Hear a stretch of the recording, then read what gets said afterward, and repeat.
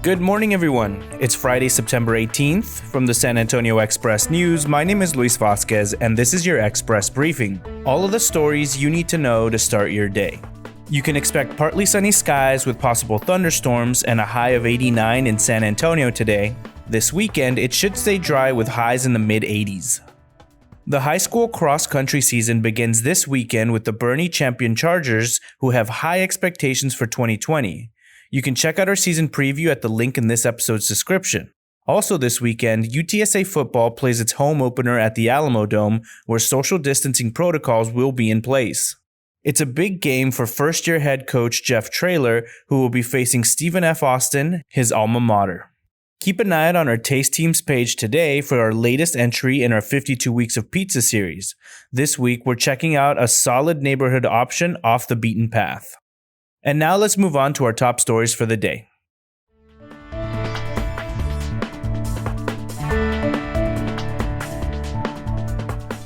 A former Great Hearts Academics elementary school art teacher is calling on the charter network to implement anti-racism action plans in its schools.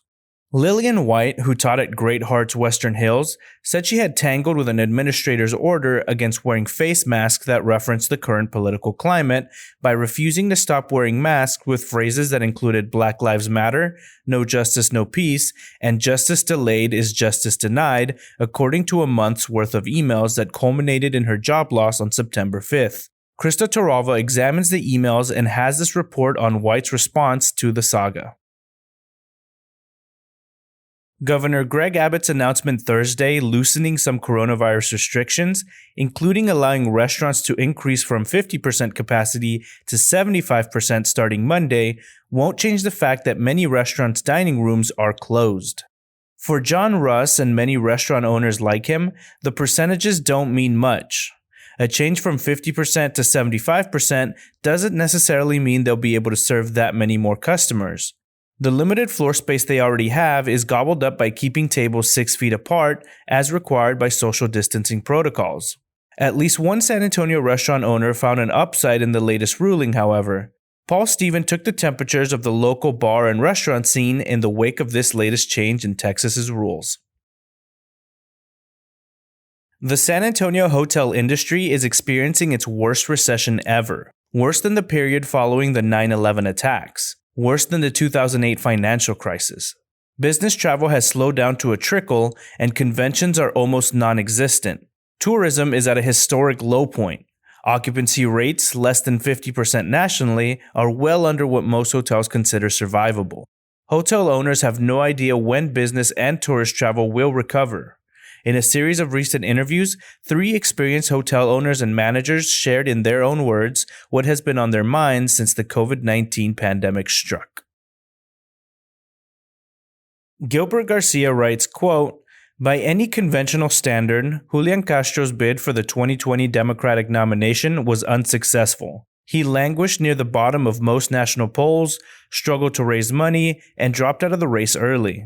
His campaign didn't feel like a failure, however, because it was always driven by a sense of purpose, a determination to speak inconvenient truths on issues ranging from environmental racism to economic segregation. Along the way, he listened. The experience deepened his sense of outrage about festering injustices, but also recharged his belief in the power of grassroots activism.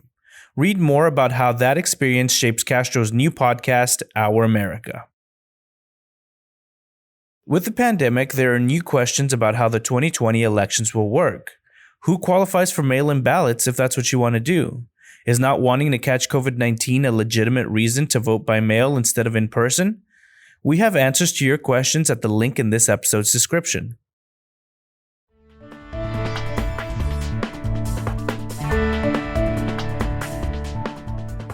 To keep our readers up to date on the path of COVID-19, the Express News has built a dashboard of interactive graphics showing the spread of the virus in the San Antonio area, in Texas as a whole, and across the United States.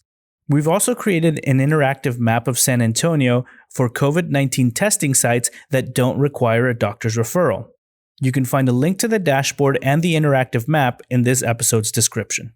Next up are your need-to-know headlines. You can find all of these headlines and more inside your Express News subscription.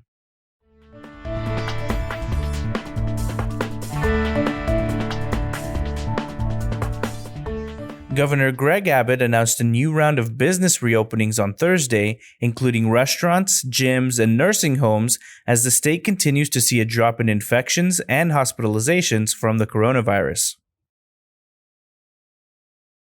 Hours after the governor took the next step in reopening Texas, San Antonio officials reported Thursday that area hospitals had admitted 37 new patients with COVID-19, nearly double the number reported the day before. A new nonprofit in San Antonio is working to create a new model of testing that widely screens for the coronavirus in asymptomatic people, concentrating on places such as area schools and businesses. Beginning Monday, Alamo Street between Interstate 10 and South Florida Street will be reduced to a 2-lane road until early 2023, while construction crews replace the Alamo Street Bridge, according to the San Antonio River Authority in a news release. The Rotary Club of San Antonio will not bring back the Travis Park Ice Rink in 2020 due to the coronavirus pandemic. A 50-year-old San Antonio man has been indicted on a charge of murder in the fatal shooting of a teenager in June. Gilberto Perez was among the 200 felony indictments handed down this week by 2 Bexar County grand juries. Despite calls from activists to spend less on San Antonio police, city council members unanimously passed a $2.9 billion budget Thursday that includes a boost in funding for the San Antonio Police Department. San Antonio is setting aside $100 million over the next 10 years for the Edwards Aquifer Protection Program ahead of a November ballot initiative to shift the program's sales tax funding to other purposes. District 1 Councilman Robert Trevino proposes spending a larger percentage of capital projects on the arts, as well as other initiatives to help San Antonio artists and beautify the city at the same time. About 150 to 200 homeless San Antonians older than 50 know they can count on the Catholic Worker House for 2 meals 5 days a week, even during the novel coronavirus pandemic. The Texas State Teachers Association is again suing the San Antonio Independent School District and State Education Commissioner Mike Morath over the decision 2 years ago that handed operations of Stewart Elementary to Democracy Prep Public Schools. Issues of police reform are complex, the Express News editorial board writes, saying, quote, "They require nuanced thinking and discussions and creative solutions and not you're either for or against us attacks or gimmicks like signing pledges in the middle of an election."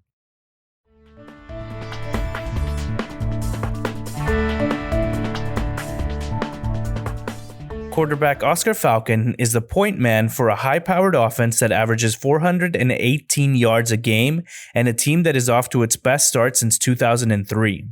Class 3A Comfort looks to build on that with a road game at Class 4A Uvalde tonight. The senior has thrown for 259 yards on 15 of 35 passing with 5 touchdowns and 2 interceptions.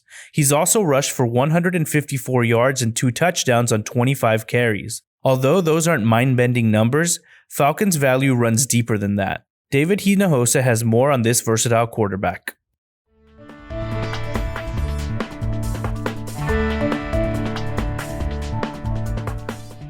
Mike Sutter has 5 San Antonio area restaurants to help you get reacquainted with breakfast.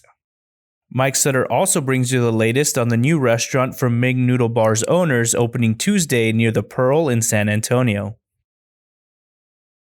Express News staff writer David Hinojosa sets up the San Antonio area's high school football weekend. Live entertainment is slowly and carefully returning. We have 12 things to see and do this weekend in San Antonio at the link in this episode's description. In gardening news, Calvin Finch has your guide to fall lawn care in San Antonio, while Neil Sperry answers readers' questions about Mexican petunia and more in his down-to-earth column. And that's all for today. This was your Express briefing for Friday, September 18th. My name is Luis Vasquez. Please consider becoming an Express News subscriber to get in-depth coverage on all the stories you heard today. Also, be sure to rate and review this podcast inside of your Apple Podcast app, as it really helps the show. Have a wonderful weekend, everyone.